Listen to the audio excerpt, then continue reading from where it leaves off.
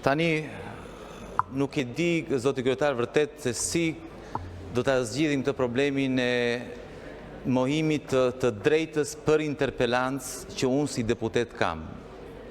Kam 2 muaj që kam kërkuar interpelancë me Ministrën Balluku në fakt, po tani Ministrja Balluku nuk është më ministre dhe kështu që nuk mund dalë interpelancë.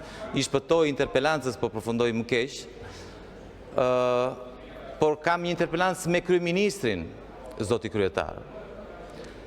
Tani, unë e kuptoj që ju kërkoni të shmangni llogaridhënien, por nuk i shpëtoni dot.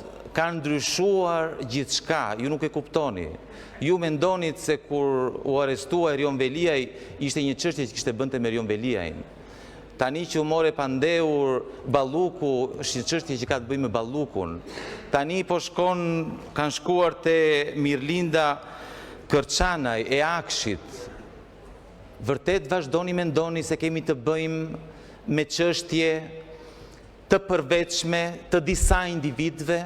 Ka ndryshuar. Ky është një ndryshim thelbësor. Nuk kam më, duhet të jepni llogari.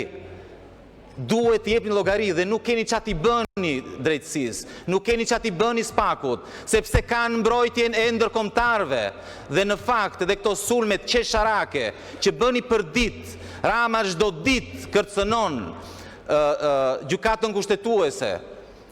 Me brot shkulla të llojit keni marrë të pandehur, keni pezulluar Ministrën Balluku dhe shqiptarët nuk udhtojnë dot në Kanada.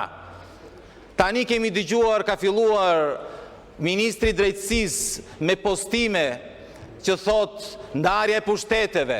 Kujtohet për një takim që ka bërë me Ministrin e Drejtësisë italiane të para 2 javë dhe na tregon që dhe ai ishte shqetësuar, apo jo ministër, ishte shqetësuar ministri italian për ndarjen e pushteteve në Itali, apo për korrupsionin, zoti ministër.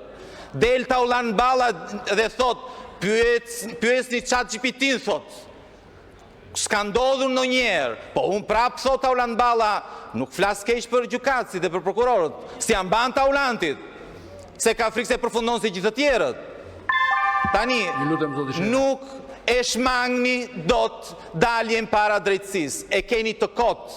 Ky është një ndryshim historik. Kështu që ndajni mendjen, dilni çdo ditë siç po ndodh, bashkëpunoni me drejtësinë, sepse ju ka ardhur fundi.